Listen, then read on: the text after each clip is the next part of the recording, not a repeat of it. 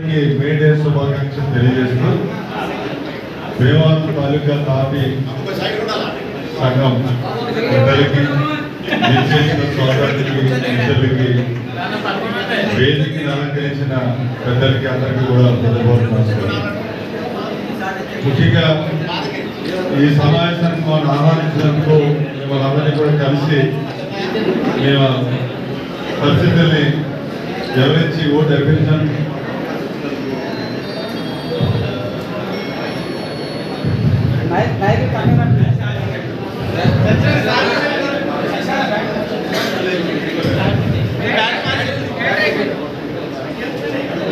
Okay,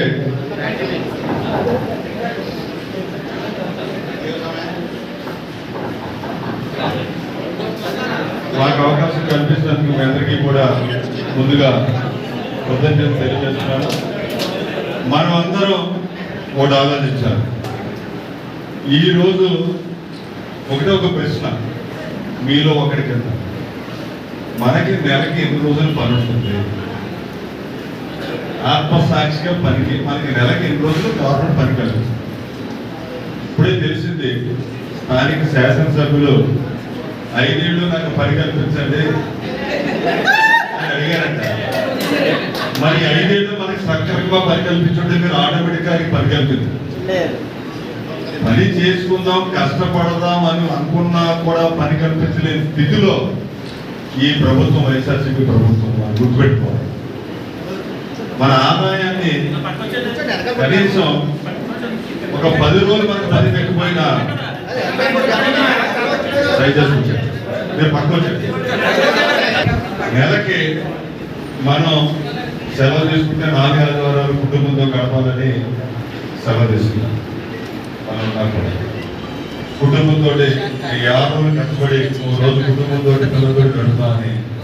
కానీ ఈ రోజు పని చేసుకుందామన్నా 20 రోజులు కూడా పని దొరకట్లేదు.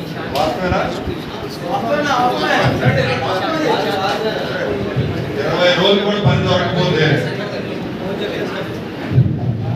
20 రోజులు కూడా పని 20 రోజులు కూడా దొరకదు. కలిసి 10 రోజులు దొరకట్లేదు. సగటున 800 రూపాయలు మనం సంపాదించుకుంటాం. 10 రోజులకి నెలకి 8,000 రూపాయలు నష్టపోతున్నాం. సంవత్సరానికి మీరు సంపాదించుకునే దాంట్లో 1,00,000 రూపాయలు మీరు సంపాదించుకోలేకపోతున్నారు. సంక్షేమం అంటే ఏంటి?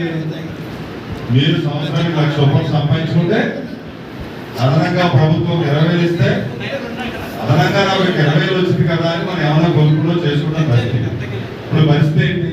ఒక 20,000 ఇచ్చి నీ ఆదాయంలో 1,00,000 రూపాయలు తగ్గించేసి ఒక 50,000 సంపాదిస్తే 50,000 పాడు చేసి ఒక 20,000 ఇస్తే మొత్తం ఆదాయం అంటే 70,000. 5 ఏళ్ళలో టికెట్స్ పెరిగినాయా? కరెంటు బిల్లు పెరిగిందా? ఎంత పనులు పెరిగిందా? ప్రభుత్వాలు పని కల్పించాలి. ముఖ్యంగా భీమవరంలో జరిగిన సంఘటన, ఒక స్థలం పూడ్చనివ్వలేదు, ఒక స్థలం అమ్మనివ్వలేదు. అవి అమ్ముతేనే కదా ఇక్కడ ఉన్న వాళ్ళందరికీ పని దొరికింది. మీకు పని దొరికితేనే కదా మీకు ఎంత ఉన్న వాళ్ళందరికీ పని దొరికింది. ఎన్ని రంగాలు పాడైపోయింది. ఈరోజు భవన నిర్మాణ కార్మిక రంగం అంతా కూడా వారికి గట్టిగా బుద్ధి చెప్పాలి. మన ఇల్లు కట్టామంటే 50 వెనక్కి తిరిగి చూడదు. 100 ఏళ్ళు దృష్టిలో పెట్టి కడతాం. రేపు 2024లో మే 13వ తారీఖున వేసే ఓటు అంత బలంగా ఉండాలి. ఎంత బలంగా మన సంఘం కంటే బిల్డింగ్ అంత బలంగా ఉంది. పని కల్పించాలని ఆలోచన ఉన్నప్పుడు ఎవరొచ్చినా పని చేయాలి. శాసనసభ్యులు మీ ద్వారా తెలియజేస్తారు. నాకు పని కల్పిస్తాను ఈరోజు బాగానే అడుగుతున్నారు మీరు. ఇది ఎప్పుడు ఉండాలి? ఇంటికి వచ్చిన మీరు ఏ పార్టీ అని అడగకూడదు. నర్సింగ్ గారు మీకు ఏ పని అని అడగాలి. కష్టం వచ్చిన ఇంటికి వస్తారు, పని చేస్తామని. ఆ పని చేసే గుణం మా దగ్గర ఉంది. మేము చూపెడతాం. 2024లో జరగబోయేది ఎంపీ గారి బీజేపీ. 2వ ఓటు మన అంజబాబు గారి గ్లాస్ గుర్తు.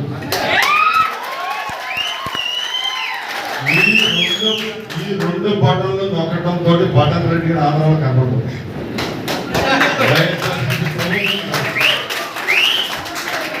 మేము ఎప్పుడూ ఉన్నాం. అంజబాబు గారు గతంలో ఎమ్మెల్యే ఉన్నారు, నన్ను మీరు అందరూ కూడా సహకరించి చైర్పర్సన్ చేశారు.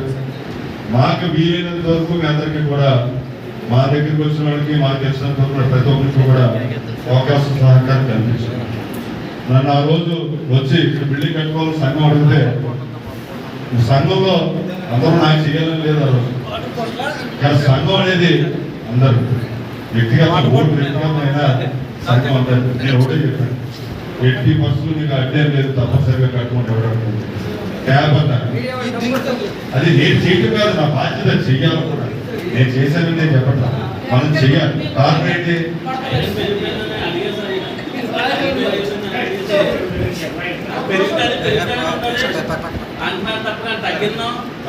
అదే చెప్తాను. మీరు కట్టే సిమెంట్ బ్యాగ్ మీద 10 రూపాయలు జగన్ గారికి వెళ్ళాలి అంతా, జగన్ గారికి వెళ్ళాలి. రాత్రి ఇప్పుడు ప్రస్తుతానికి మా డాక్టర్ మీటింగ్ లో చెప్పారు, ప్రస్తుతానికి ఈ ముందు మీద డబ్బడిపోతాడు కదా, రేపు పొద్దున ఇంకోసారి వస్తే ఆరోగ్యం బాగుంది హాస్పిటల్లో కొనుక్కుంటాం కదా ముందు ట్యాబ్లెట్, దాని మీద కూడా డబ్బడిపోతుంది. ఎక్కువ ట్యాబ్లెట్లు ఇవ్వాలంటే దాని మీద కూడా కమిషన్ పెట్టుకెళ్ళి. ఇప్పుడు ఇల్లు కట్టుకొని ఉండలేదు, వాటిలో వెరిఫికేషన్ తిరిగితే మీరు నమ్మన్నా ఎన్ని ఇల్లు ఖాళీగా ఉన్నాయంటే నాకు అర్థం ఏంటంటే దేవాలయం ఎంతో మంది వలస వెళ్ళిపోయారు. ఏదే వలస వెళ్ళిపోయారు. అందరూ కోరుకుంటున్నాను, టైం లేదు, ఇంకో భోజనం టైం అవుతుంది. మార్పు తీసుకొస్తున్నామా? ఆ మార్పు ఎవరి గురించి అంటే మన గురించి, మన పిల్లల గురించే. మీ తలరాతని మీరు ఆనందంగా ఉండాలా, బాధతో ఉండాలా, చిరునవ్వుతో ఉండాలా అని నిర్ణయించేది మే 13వ తారీఖు వేసే ఓటు మాత్రమే. భీమవరం భవన కార్మిక సంఘ సోదరులందరికీ కూడా ముందుగా మేడే శుభాకాంక్షలు తెలియజేస్తున్నాను.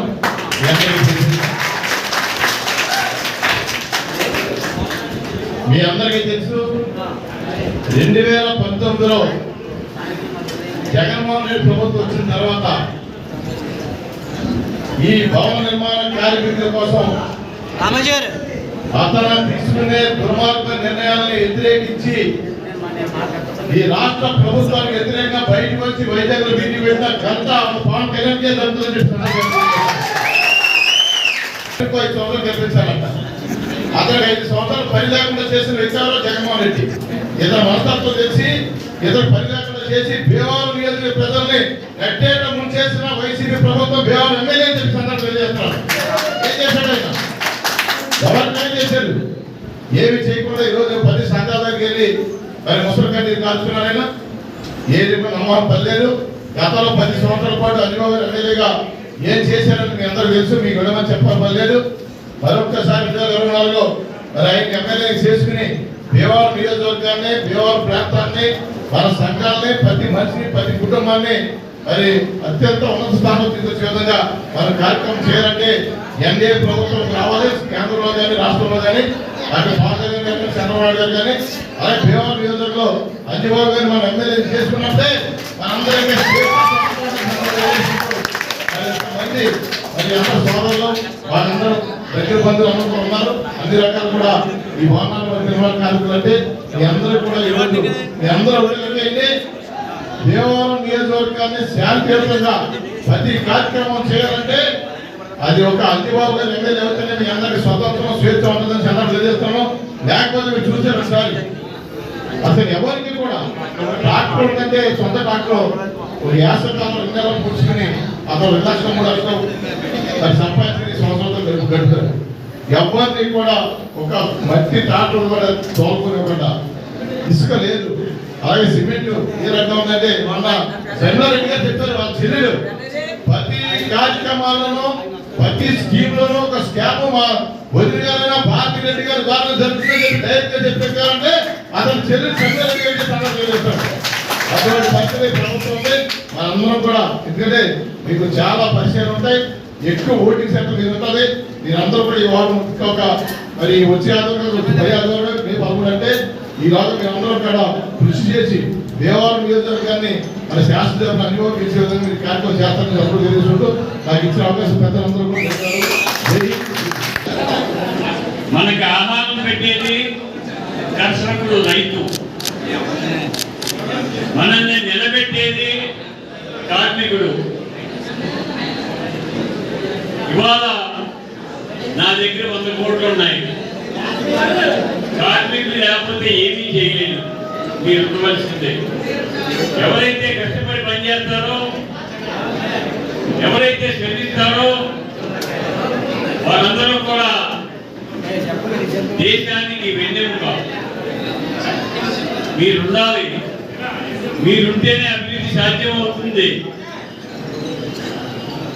మేము విలాసవంతమైన భవనాల్లో ఏసీ రూముల్లో ఉంటున్నామంటే దానికి కారణం మీరు. మీరు లేకపోతే అటువంటి మీరు ఈ రోజున 5 సంవత్సరాల నుంచి పని లేకుండా వలసలు వెళ్ళే పరిస్థితిలోకి వచ్చాం. మా టైంలో ఇసుక ఉచితంగా ఇస్తే ఇప్పుడు వచ్చిన వైఎస్ఆర్ ప్రభుత్వం సుమారుగా 30 నుంచి 35 వేల రూపాయలు అమ్ముతుంది.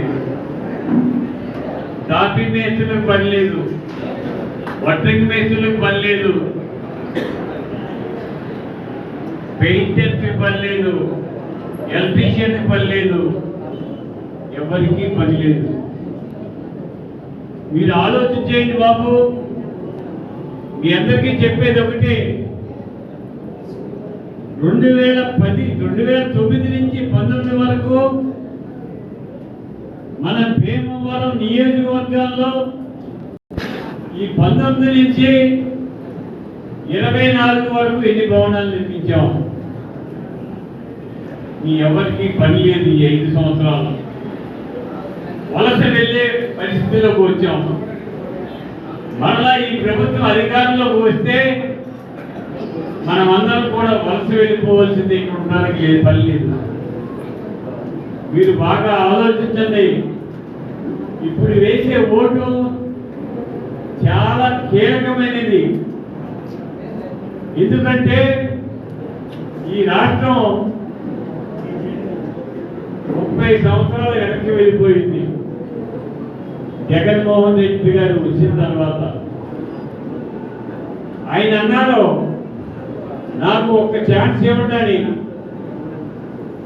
ఛాన్స్ ఇచ్చారు, 30 సంవత్సరాలు వెనక్కి వెళ్ళిపోయింది. అది 200 రూపాయలు. అది కూడా 200 రూపాయల. అది కూడా నాసి రకం మందు. మన ఆరోగ్యంతో ఆడుకుంటున్నారు. అటువంటి ముఖ్యమంత్రి మనకు కావాలా? నా అక్కలో నేను 3 రాజధానులు చేస్తాను, నేను పగలిస్తానని చెప్పాడు. ఒక్క రాజధానికి దిక్కు లేదు, 3 రాజధానులు చేస్తాడట. తల్లికి కూడి పెట్టిన వాడు పిల్ల తల్లికి దారి పెట్టాడు.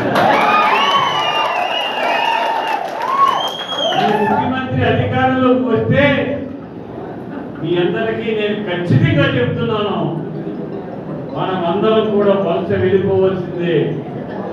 ఇక్కడ బతికే పరిస్థితి లేదు. మీరు ఒక్కసారి ఆలోచన చేయండి.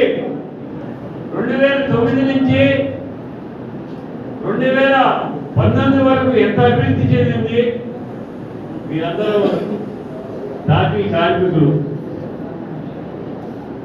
9 నుంచి 19 వరకు ఏ ఒక్కరూ ఖాళీగా లేరు. ఈ 5 సంవత్సరాల్లో పనిచేసి ఉంటే పని లేదు.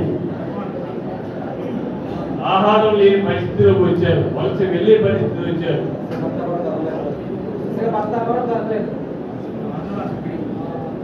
ఇక్కడ మీరు గ్రహించవలసింది ఏంటంటే, ఒక లారీ ఇసుక కొనాలంటే 30,000, ఒక సిమెంట్ బస్తా కొనాలంటే 500, ఒక సామాన్యుడు ఇల్లు కట్టుకునే పరిస్థితి లేదు. మనమందరం ఖాళీ అయిపోయాం. అభివృద్ధి లేదు, ఇండస్ట్రీస్ లేవు, ఐటీ లేదు, యువతకు ఉద్యోగాలు లేవు, కార్మికులకు పని లేదు. ఇటువంటి ప్రభుత్వం మనకు అవసరమా? ఇండస్ట్రీ తీసుకువద్దాం, ఐటీ తీసుకువద్దాం. కేంద్ర రాష్ట్ర ప్రభుత్వాలతో పవన్ కళ్యాణ్ గారి ఆధ్వర్యంలో రాష్ట్రాన్ని అభివృద్ధి చేద్దాం. ఒక నీతిమంతుడు, ఒక నిజాయితీ పరుడు, సొంత డబ్బులు ఖర్చు పెట్టుకునేవాడు, పేదవాడు బాగుండాలని కోరుకునేవాడు, కష్టించి పని చేసే వాళ్ళకి సపోర్ట్ చేయాలనే నాయకుడు మన పవన్ కళ్యాణ్ గారు.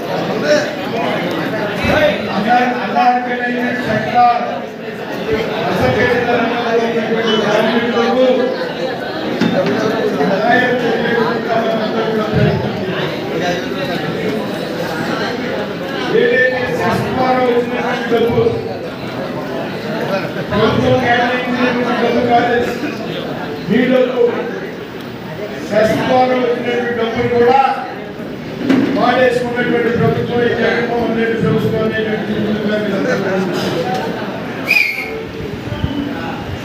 ఇవాళ అసంఘటిత రంగంలో ఉన్నటువంటి కార్మికుల గురించి, వారి బిడ్డల భవిష్యత్తు గురించి ఖచ్చితంగా ఆలోచించాల్సినటువంటి పరిస్థితి. నేను ప్రాక్టికల్ గా ఉండేటువంటి మనిషిని. నేను సంఘంతో కానీ, నేను సంఘంలో ఉండేటువంటి పెద్దలతో కానీ నాకు చాలా సన్నిహిత సంబంధాలు ఉన్నాయి. గతంలో అనేక సమావేశాలకు వచ్చాను. ఈ బిల్డింగ్ శంకుస్థాపన కూడా నేను వచ్చేదనేటువంటి విషయం.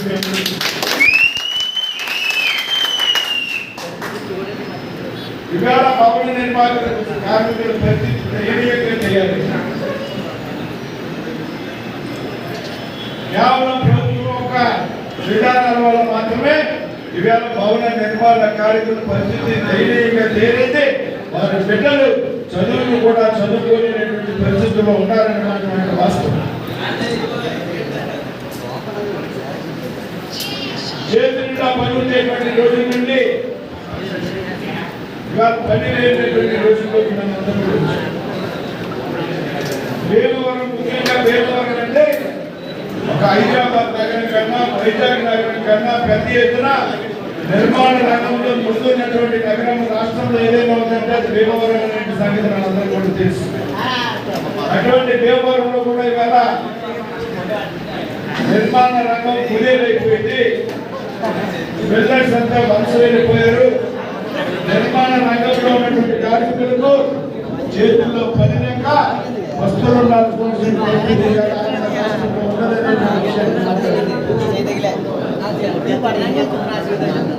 కేంద్ర ప్రభుత్వం నిరంతరం ఆలోచిస్తూ ఉంది. కేంద్ర ప్రభుత్వం ఇలాంటి అసంఘటిత కార్మికుల కోసం ఈ శ్రామ్ కార్డును ప్రవేశపెట్టింది. దాంట్లో ఎంతమంది మీరు అప్లై చేసుకున్నారో, ఎంతమంది ఈ శ్రామ్ కార్డు పొందారనే విషయం నాకైతే తెలియదు. రామకృష్ణ గారు, ఈ శ్రామ్ కార్డు ఈ మధ్య కాలంలో ప్రధానమంత్రి విశ్వకర్మ యోజన అనేటువంటి పథకాన్ని నరేంద్ర మోడీ గారు ప్రవేశపెట్టారు. 13,000 కోట్ల రూపాయలు కేటాయించారు. 18 చేతి వృత్తులు కులానికి సంబంధించినటువంటి వ్యక్తులకు అందులో స్థానం కల్పించారు. అందులో తాపీ పని కూడా చేతి వృత్తి కాబట్టి తాపీ పని వారిని ఆ విశ్వకర్మ యోజనలో ఉన్నటువంటి 18 వర్గాల్లో చేర్చాలనేటువంటి సంగతి అందరూ కూడా తెలుసు.